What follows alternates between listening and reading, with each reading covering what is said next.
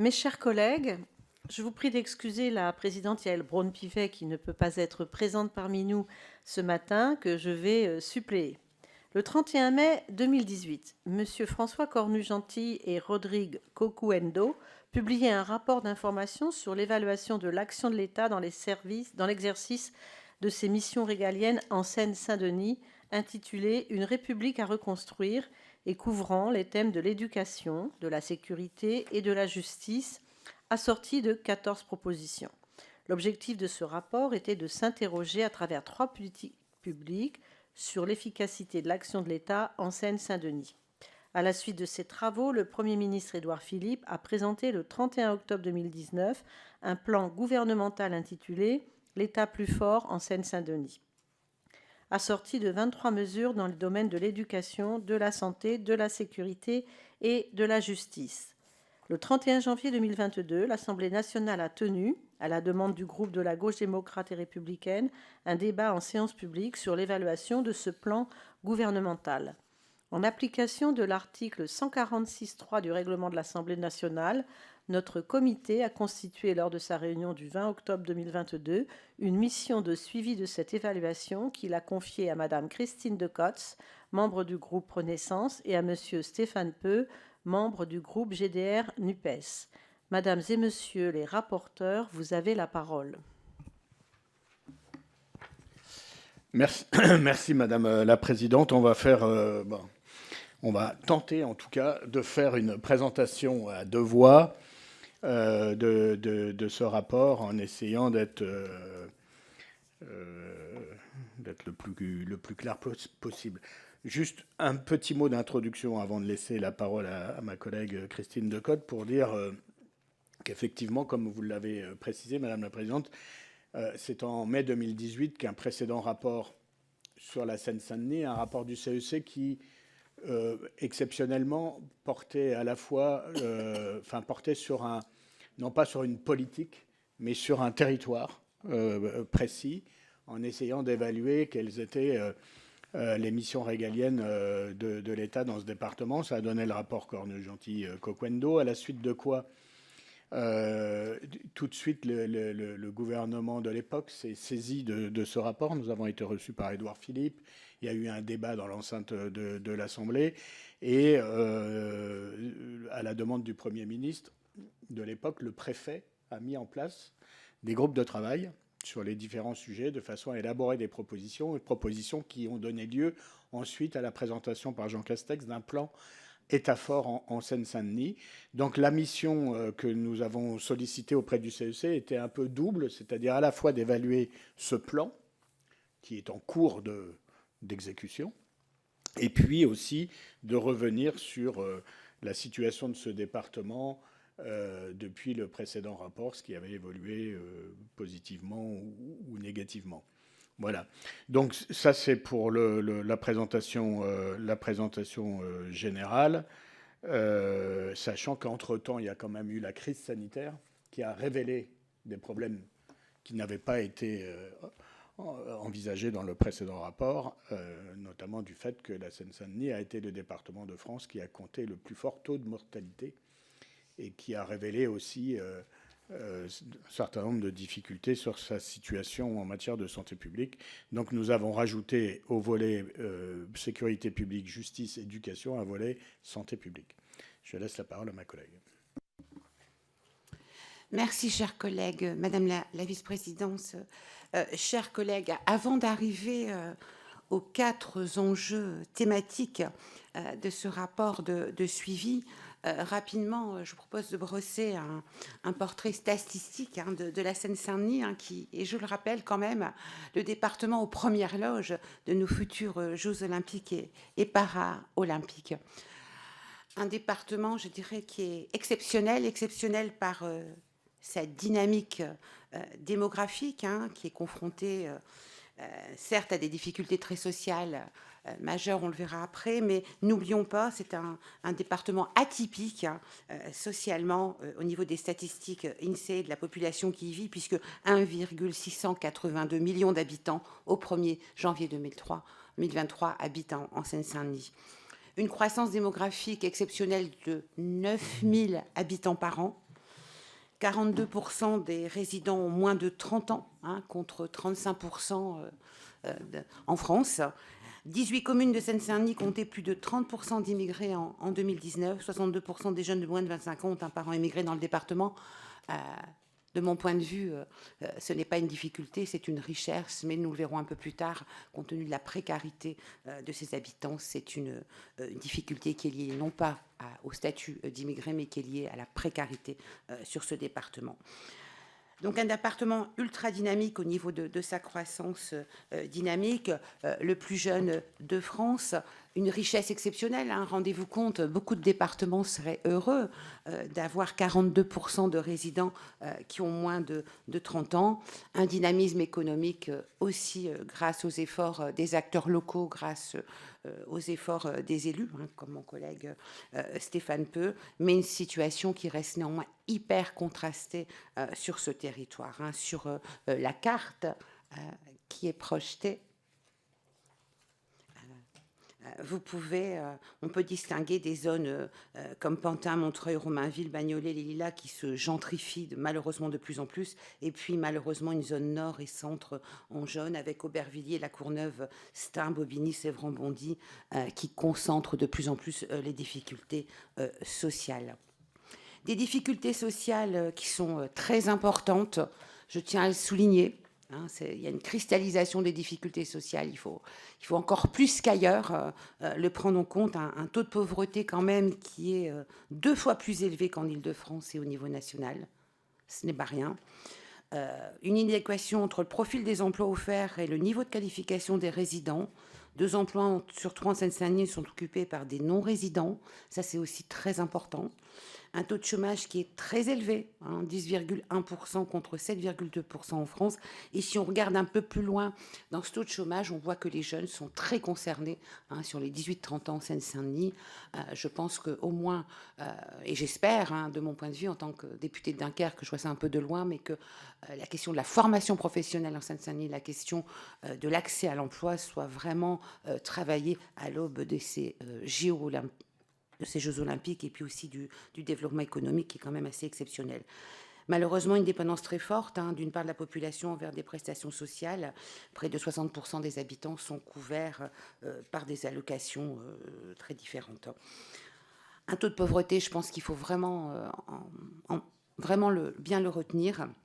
Et puis une situation liée à l'emploi. Il y a vraiment une question sur l'accès à l'emploi, sur la formation professionnelle. Et une fois ce portrait procès, je vous propose d'arriver rapidement aux 4 enjeux thématiques et je vais passer la parole à mon collègue le député Peu, notamment sur le volet éducation. Merci. Merci Christine. Donc sur le premier volet qui est celui de l'éducation, on ne l'a pas mis en premier par hasard, ni en choisissant l'ordre alphabétique, mais on l'a mis en premier parce que de notre travail résulte le fait que l'éducation est sans doute le sujet sur lequel des mesures doivent être prises. D'ailleurs, on remarque d'emblée que c'est pour nous l'aspect le plus important, mais c'est également dans le plan État-fort en Seine-Saint-Denis du gouvernement, ça avait été le sujet, disons, le moins qui faisait l'objet de moins de mesures que sur les autres sujets. Donc, ce que nous disons au terme de ce travail, c'est que en Seine-Saint-Denis, on estime que l'école ne tient pas sa promesse républicaine et que le décrochage qu'on constate dès l'entrée en CP, non seulement n'est pas résorbé au fil du temps, mais ne cesse de se creuser. Et donc, l'école, de ce point de vue, dans ce département, ne remplit pas sa mission qui est d'essayer d'assurer à tous les enfants de ce pays une égalité des chances. Alors, tout ça est illustré notamment grâce à la communication des indices de position sociale. C'est un élément que nous n'avions pas pour le précédent rapport, puisque les indices de position sociale sont rendus publics que seulement depuis quelques mois, à la suite d'un contentieux juridique qui a conclu à l'obligation pour le ministère de les publier. Donc, ces indices de position sociale font que le département de la Seine-Saint-Denis est celui où l'indice de position sociale est le plus bas de tous les départements de la France hexagonale.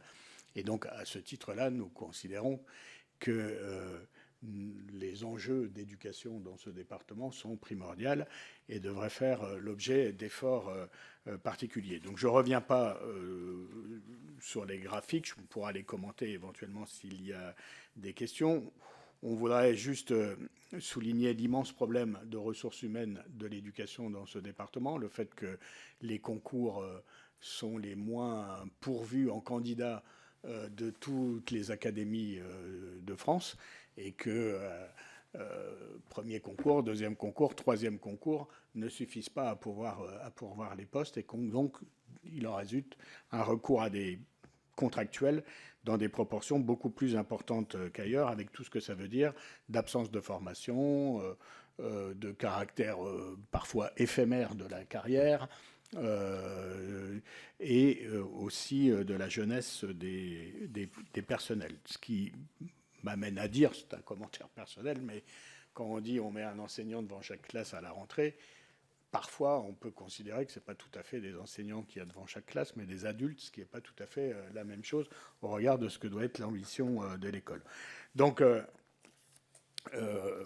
bon, il y a toute une série de statistiques que je commande pas sur les enseignants de moins de 35 ans, sur l'ancienneté, enfin tout ça marque et caractérise le personnel enseignant dans ce département comme étant à la fois très jeune, ayant peu d'ancienneté, et je rajoutais au regard du nombre de contractuels, pas toujours formés. Donc nous avons essayé de faire un certain nombre de propositions. J'insisterai sur deux d'entre elles. La nécessité pour nous d'essayer de mettre autour de la table l'ensemble de la communauté éducative à l'initiative du ministère pour essayer d'avoir un projet partagé des parents, des enseignants, des élus locaux, bien sûr, du ministère de l'Éducation nationale et de sa hiérarchie pour essayer de mettre à plat un diagnostic d'abord partagé et puis un projet qui pourrait éventuellement se traduire par un certain nombre d'expérimentations que nous appelons de nos voeux pour que l'éducation dans ce département qui est, je crois, moi qui vis dans ce département et qui ai élevé et éduqué mes enfants dans l'école publique, est pour moi la prunelle de nos yeux et sans doute le levier principal pour construire un avenir à ce département de la Seine-Saint-Denis qui, par certains aspects, dit beaucoup de choses aussi sur l'avenir de notre pays, puisque souvent les problèmes rencontrés en Seine-Saint-Denis se traduisent par des problèmes identiques dans d'autres départements de France quelques années plus tard. Voilà, donc un plan spécifique sur l'éducation à l'issue d'une concertation large de la communauté éducative. Et puis, nous faisons une proposition un peu disruptive, mais qui nous semble pouvoir avoir l'oreille du ministre et de la communauté éducative de ce département, c'est d'essayer de bâtir un système de formation ou d'expérimenter un système de formation qui permettrait de recruter en licence des personnes du département et de leur assurer une formation rémunérée jusqu'au master, qui soit une formation d'enseignement général et de connaissances générales, mais aussi une formation à la pédagogie, à la conduite d'une classe, au métier d'enseignant, qui est un métier à part entière, de façon à essayer de résoudre ces problèmes de recrutement et puis aussi ces problèmes de formation, moyennant quoi la rémunération de ces études se traduirait, bien sûr, par une contrepartie qui est de s'engager à rester 10 ans enseignant dans le département à l'issue du concours. Christine. Oui, merci, chers collègues. Finalement, nous avons bien eu raison d'insister pour élargir le champ de nos investigations sur le champ de la santé, hein, comme le rappelait mon collègue le député Peu, suite notamment à la crise sanitaire hein, qui a marqué très fortement la Seine-Saint-Denis, les habitants et les professionnels de santé. Rapidement, très vite, hein, nous sommes dans le premier désert médical de France. Rappelez-vous, hein, précédemment, parlions de la dynamique démographique, hein, du poids important de population en Seine-Saint-Denis, et pourtant nous sommes dans le premier désert médical de France, et je pense que c'est très important de le souligner fortement. Une population, certes, qui est jeune, ça c'est super, hein, bien évidemment, mais néanmoins qui va présenter plus qu'ailleurs des pathologies graves, telles que de l'obésité morbide, telles que le diabète, et ça c'est inacceptable. Un taux d'incidence favorable, certes, pour le cancer, mais un taux de mortalité extrêmement défavorable en Seine-Saint-Denis. Pourquoi ? Parce que tout simplement, les habitants, hein, dans le cadre de leur situation parfois précaire, ou d'accès aux soins, ou d'accès à un spécialiste, eh bien, vont tarder, plus qu'ailleurs, malgré tous les efforts de campagne nationale, locale qui peuvent être menés, vont tarder à se faire diagnostiquer. La question aussi des médecins généralistes. Hein, et en Seine-Saint-Denis, moi, ce qui m'a frappé, et c'est très positif, mais pour avoir fait toute une carrière dans la politique de la ville, je le savais, parce que la Seine-Saint-Denis est quand même un grand exemple de l'innovation sociale, grâce aux élus depuis des années qui ont créé des centres publics, médicaux, etc., etc. Néanmoins, aujourd'hui, on est dans une situation où nous avons simplement en 2022 1767 médecins généralistes dans le département, soit à peine 50 pour 100 000 habitants. Ça veut dire quoi ? Ça veut dire qu'un quart aujourd'hui de la population de Seine-Saint-Denis n'a pas accès à un médecin traitant. Sur les spécialistes, nous sommes à 50 médecins spécialistes pour 100 000 habitants, 26 psychiatres pour 100 000 habitants. Quand on connaît les difficultés de précarité, quand on connaît toutes les problématiques, je dirais, du mal-être, quand on est dans des situations difficiles, hein, l'accès, je dirais, à la santé mentale est une priorité. Nous l'avons vu aussi à travers nos échanges avec le directeur de la prison de Villepinte, hein, que je remercie, où la question de la psychiatrie était un vrai sujet également d'accès en Seine-Saint-Denis.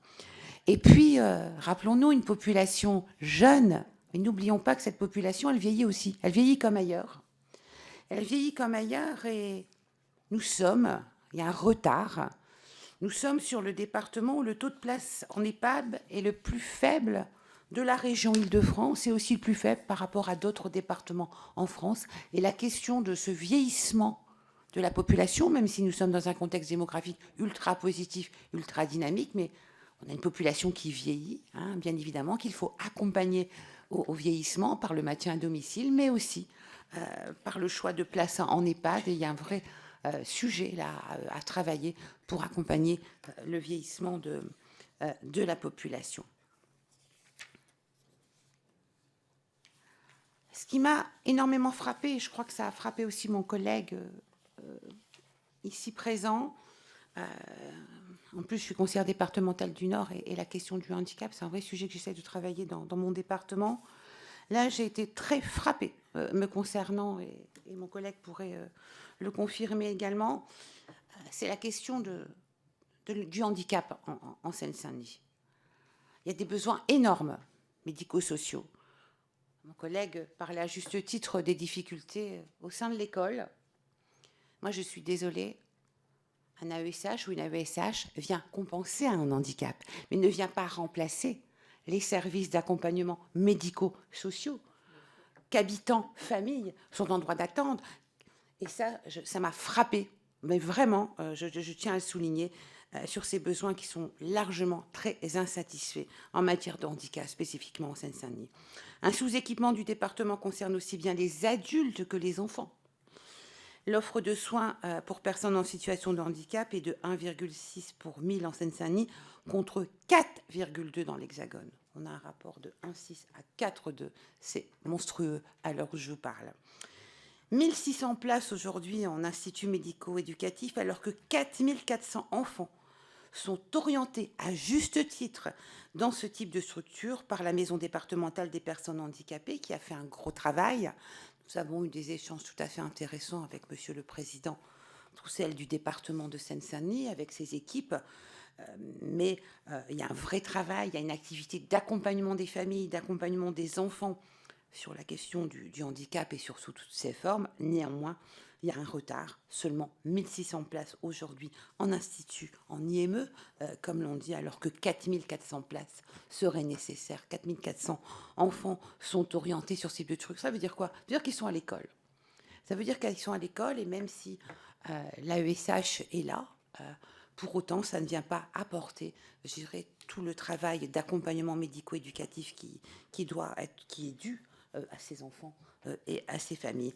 Et donc, nous avons souhaité, avec mon collègue, le député Peu, rapidement avoir une proposition très ferme sur le handicap. Je pense qu'il est nécessaire, et nous proposons un plan rapide sectoriel sur les handicaps en Seine-Saint-Denis. Ça ne veut pas dire que le gouvernement ne réfléchit pas sur le sujet de handicap. La ministre concernée est engagée sur le sujet, mais je pense que nous devons demander un plan sectoriel spécifique, lisible, qui peut être évalué. Il sera peut-être, j'espère, évalué dans le cadre, Madame la vice-présidente, de ce comité d'évaluation, mais je veux dire, c'est une des priorités vraiment très importantes. Et puis, également augmenter rapidement, comment accompagner aussi le département de Seine-Saint-Denis pour augmenter le nombre de places en établissement pour personnes en situation de handicap, notamment en IME, pour les plus jeunes.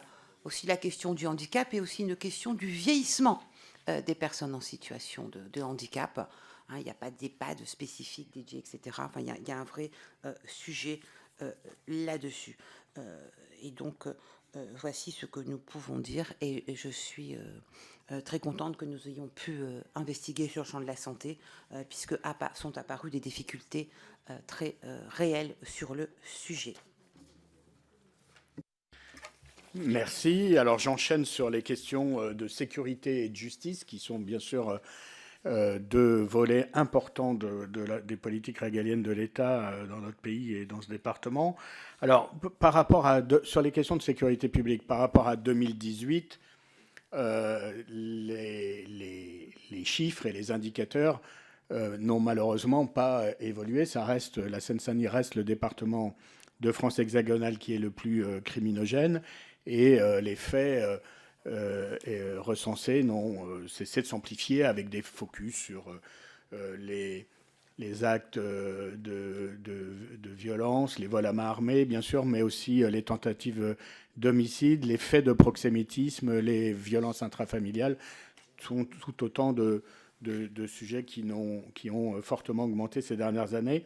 Bien sûr, c'est vrai aussi du trafic de stupéfiants. Alors, face à toutes ces difficultés, les effectifs de police ont augmenté. Alors, je vais le dire avec une petite mesure de prudence, ont augmenté de 5,29% entre 2018 et 2022, selon les chiffres de la préfecture de police. Bon, si on s'en tient aux chiffres que nous donnent les syndicats de policiers, ces effectifs seraient stabilisés. C'est très parfois compliqué d'avoir une clarté, une transparence sur les effectifs, dans la mesure où la Seine-Saint-Denis étant dans le périmètre de la préfecture de police, il y a un certain nombre de services qui sont mutualisés à l'échelle même de la préfecture, et donc on peut interpréter ça différemment. Nous avons aussi insisté, c'est une de nos propositions, depuis 2018, les polices municipales se sont fortement développées, soit en effectif, soit en se créant dans des communes où il n'y en avait pas.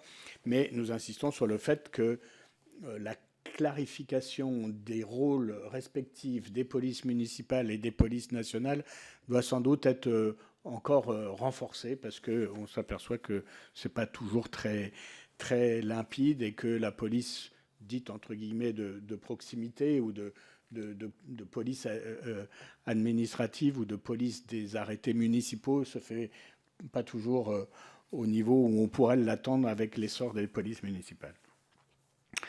Alors, bien évidemment, cette croissance de la délinquance et l'importance de cette délinquance dans des départements a des conséquences sur le fonctionnement des juridictions de Seine-Saint-Denis, en particulier du tribunal judiciaire de Bobigny, qui, je le rappelle, est le deuxième tribunal de France après Paris.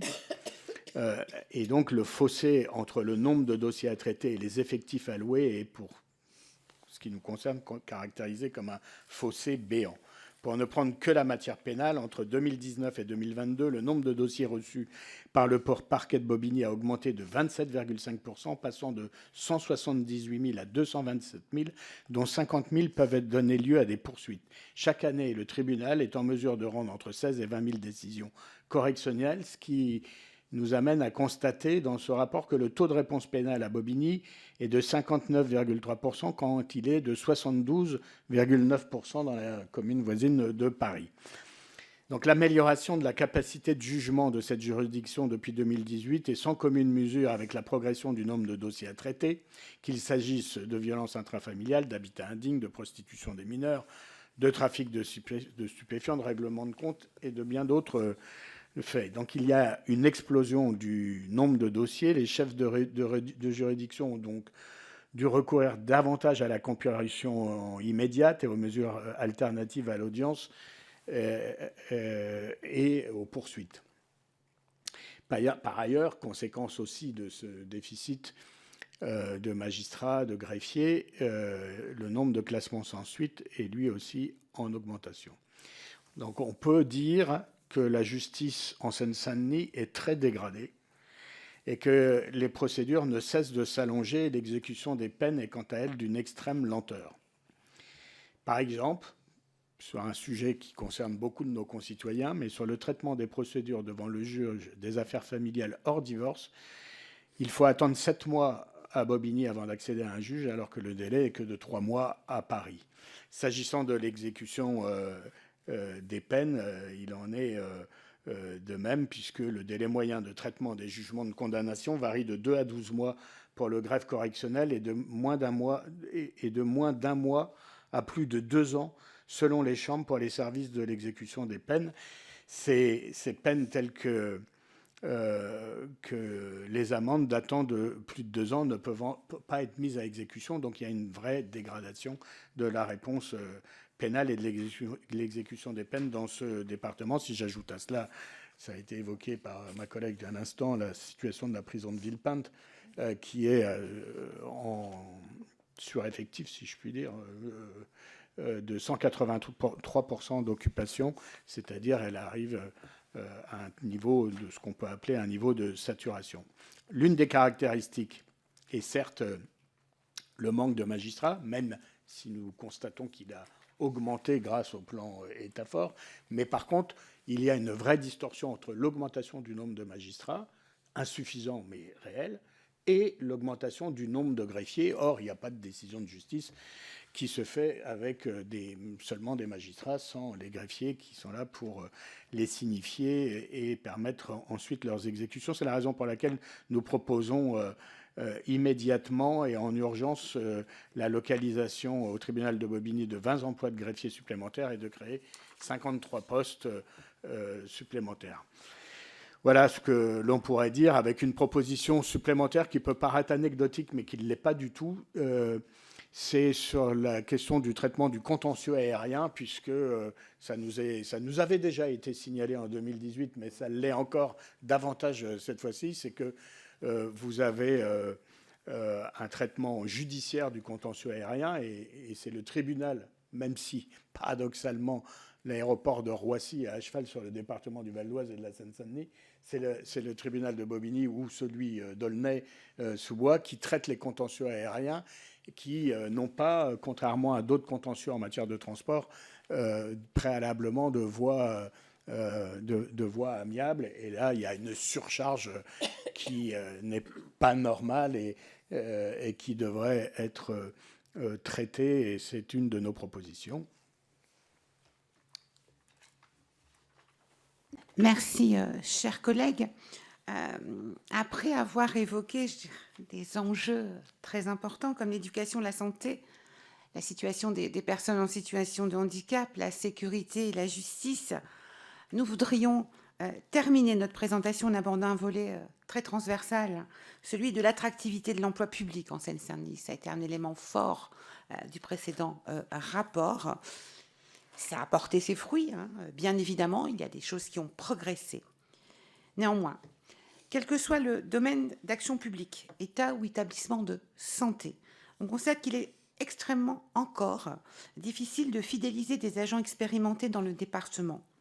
On recrute souvent des personnes venant d'autres régions que l'Île-de-France et qui font leur première affectation dans le 93.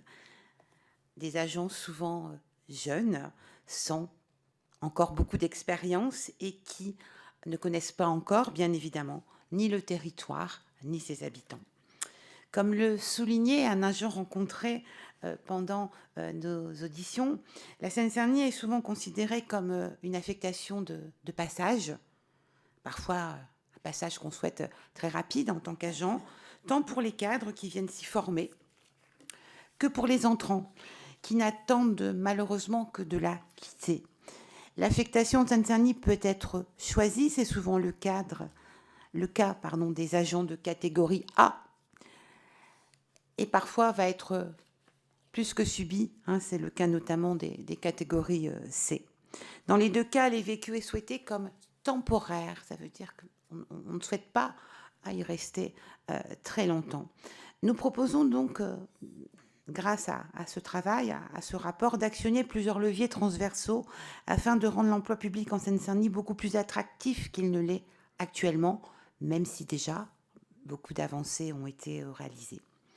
L'État a institué en 2020, et je remercie particulièrement le préfet de ma région, le préfet Leclerc, avec qui j'ai pu échanger sur le sujet, qui a proposé la création de cette prime de fidélisation territoriale de 10 000 € au profit des agents publics qui restent en poste pendant 5 ans dans le département.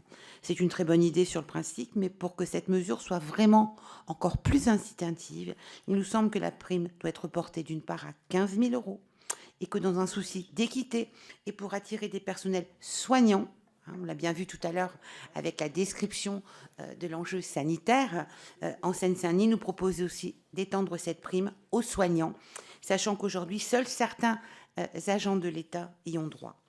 Si la rémunération nous paraît un levier d'attractivité essentiel, bien évidemment, ce n'est pas le seul, et nous avons eu la chance, dans le cadre de ce travail qui a commencé l'an dernier, de rencontrer des agents, quel que soit le corps, que ce soit au niveau de l'éducation nationale, que ce soit au niveau de la justice, que ce soit au niveau de la police, que ce soit au niveau des acteurs de la santé, d'avoir des agents qui étaient très mobilisés sur le terrain, qui étaient très mobilisés en direction des populations. Et ce n'est pas la seule raison. Le recrutement, il y a la fidélisation, il y a la prime, et cette fidélisation, elle passe aussi par l'accès au logement. Nous avons un niveau de loyer en Seine-Saint-Denis qui est un niveau de loyer de la région parisienne. Quand on démarre, on est catégorisé. Un loyer en région parisienne, bien, ça prend une grande partie de son salaire. Et si la personne arrive seule, souvent des jeunes, malheureusement, elle ne peut prétendre à aucune aide au logement, etc. Le logement, c'est un facteur clé. La question de la rémunération de la prime, elle n'arrive pas tout de suite dans les auditions. Elle arrive après. Il y a le logement, l'accès au logement, même s'il y a déjà beaucoup de choses, bien évidemment, qui sont faites. Il y a un service logement d'accompagnement des fonctionnaires d'État qui est tout à fait remarquable. Mais nous proposons à la fois que 30% du contingent préfectoral soit dédié au logement des agents publics et que ce contingent soit aussi accessible au personnel de la fonction hospitalière. C'est indispensable.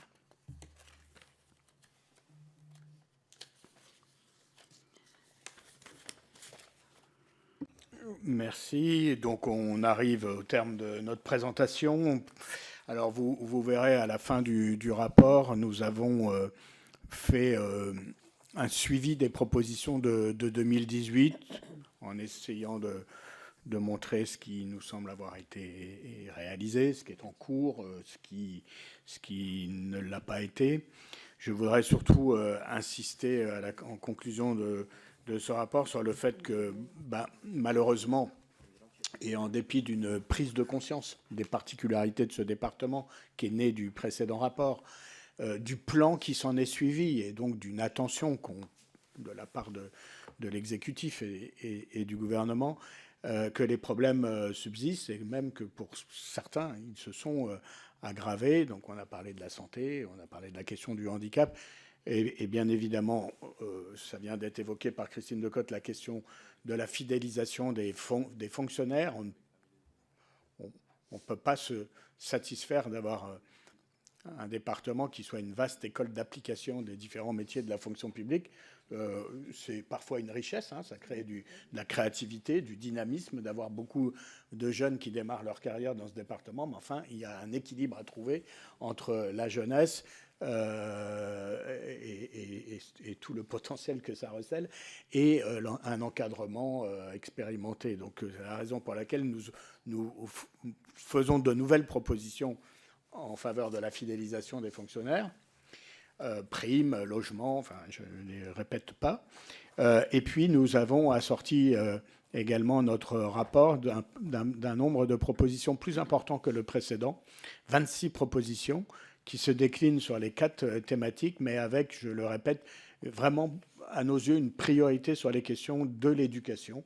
Je ne vais pas répéter ici ce que j'ai dit tout à l'heure sur les propositions, mais il nous semble que sur l'éducation et la question du handicap, il faut remettre l'ouvrage sur le métier. C'est la raison pour laquelle on propose, notamment dans le domaine de l'éducation, un plan spécifique, ou en tout cas un projet partagé spécifique, mais enfin en tout cas d'avoir un travail qui nous permette de surmonter les difficultés. C'est par là que je conclurai juste un peu en régional de l'étape, en disant que moi je crois que ce département qui est à la fois jeune, qui est aussi riche d'une multiculturalité peut-être plus forte qu'ailleurs, que tout ça constitue un atout et dit d'une certaine manière pas mal de choses sur ce que doit être, ce que peut être l'avenir de notre pays. Donc traiter les questions de la Seine-Saint-Denis, faire que dans ce département très populaire où les attentes vis-à-vis de la République et notamment de l'éducation sont très fortes, plus vous êtes de conditions modestes, plus vous nourrissez d'espoir pour vos enfants et plus vous investissez notamment sur les services publics et sur l'école.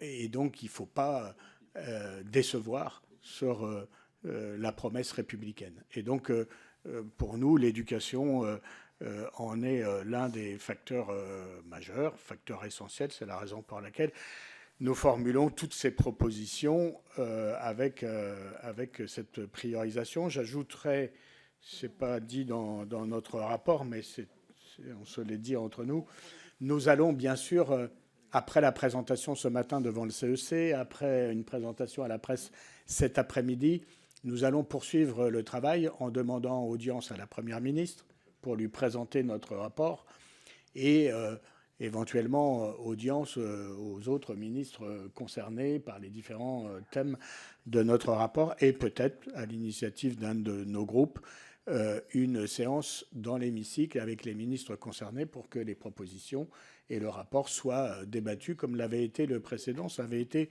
fort utile pour les suites à donner. Je vous remercie.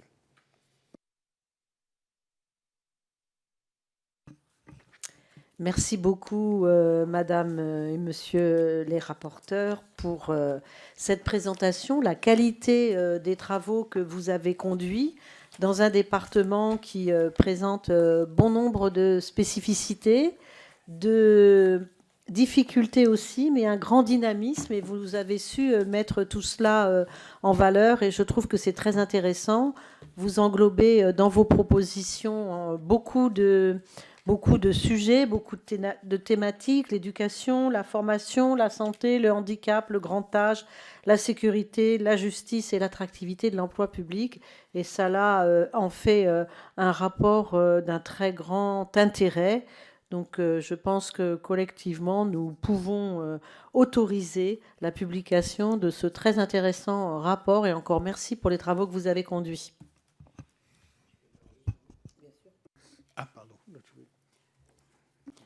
Merci, Madame la vice-présidente. Je te remercie, chers collègues, pour ta confiance par rapport à ce rapport qui est un rapport vivant, parce que c'est avant tout améliorer la vie quotidienne des habitants en Seine-Saint-Denis. Je souhaite remercier profondément mon collègue, le député Peu. Certes, nous ne siégeons pas dans le même groupe, mais j'ai appris beaucoup de choses à ses côtés, avec un peu comme moi, élu de terrain, et je le remercie bien chaleureusement. Et je le laisse pour la suite continuer nos remerciements auxquels je m'associe bien évidemment.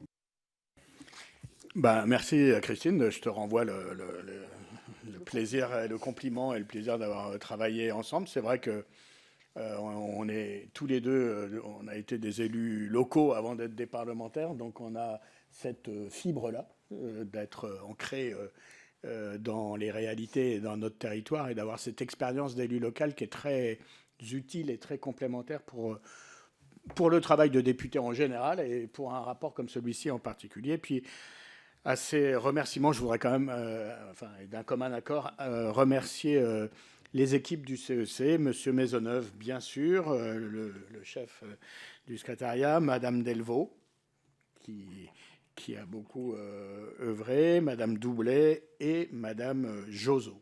Merci à elles et à eux. Et puis, voilà, puis à nos collaborateurs aussi, et puis, bref. Merci à tous ceux qui ont permis ce rapport qui, je l'espère, aura autant de prolongement que le précédent.